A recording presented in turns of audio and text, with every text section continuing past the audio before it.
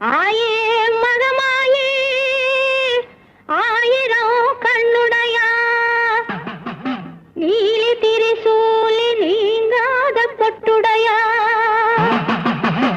சமயபுரத்தாளே சாம்பிராணி வாசகியே சமயபுரத்தை விட்டு சடுதியிலே வாரும் அம்மா.